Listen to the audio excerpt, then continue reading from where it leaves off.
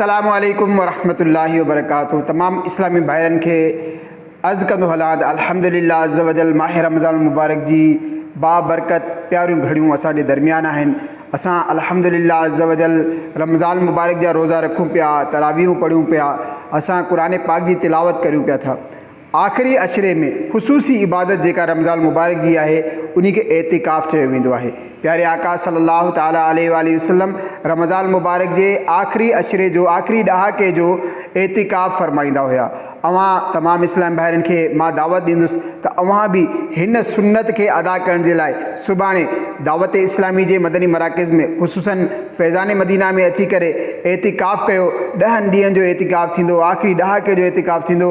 हिन जी फ़ज़ीलत छा आहे अचो ॿुधूं था। हज़रत मौला कायनात अलीउल मुर्तज़ा शेर ख़ुदा करम अल्लाह ताला वजहुल करीम फरमायो त जेको रमज़ान मुबारक जे आख़िरी ॾहाके जो एतिकाफ़ करे थो, अल्लाह तबारक व ताला उनखे 2 हज ऐं 2 उमरा करण जो सवाब अता फरमाए थो।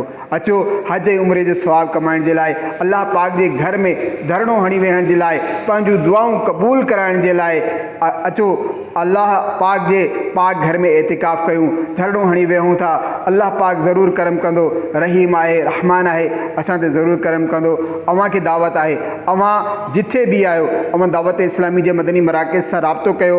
सुभाणे असर जी नमाज़ खां बाद फैज़ान मदीना या दावत इस्लामी जे मदनी मराकज़ में अची करे एतिकाफ़ कयो। इंशाअल्लाह अज़्ज़ वजल हिन एतिकाफ़ में अव्हां खे वुज़ू, गुस्ले मैयत, नमाज़ जनाज़ा ऐं खोड़ सारूं दुआऊं, क़ुरान पाक जूं सूरतूं यादि कराई वेंदियूं। जंहिंखे क़ाइदो बि नथो पढ़णु अचे उनखे क़ाइदो बि सेखारियो वेंदो। ख़ूब सारो इल्म दीन हासिल थींदो। अव्हां ज़रूरु शिरकत फरमाइण जी कोशिशि कयो। इंशाअल्लाह अज़्ज़ वजल नौशर फ़िरोज़ शहर में इंशाअल्लाह फैज़ान मदीना रियाज़ कॉलोनी नौशर फ़िरोज़ में भी एतिकाफ़ जी तरकीब आहे। अव्हां उनमें भी अची सघो था। अव्हां उते जेके नौशर फ़िरोज़ जे अतराफ़ में आस पास में रहो था, अव्हां उते अची एतिकाफ़ कयो।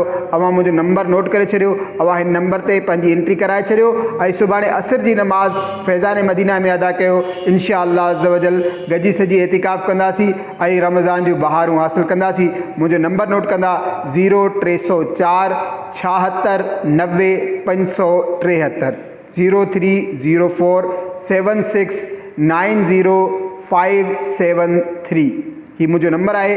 अव्हां मूंसां राब्तो करे सघो था। इंशाअल्लाह अज़्ज़ वजल अव्हां जी दाख़िला थी वेंदी ऐं अव्हां जो एतिकाफ़ इंशाअल्लाह अव्हां खे आख़िरत में बि घणो फ़ाइदो ॾींदो। अस्सलामु अलैकुम वरहमतुल्लाहि वबरकातुहू।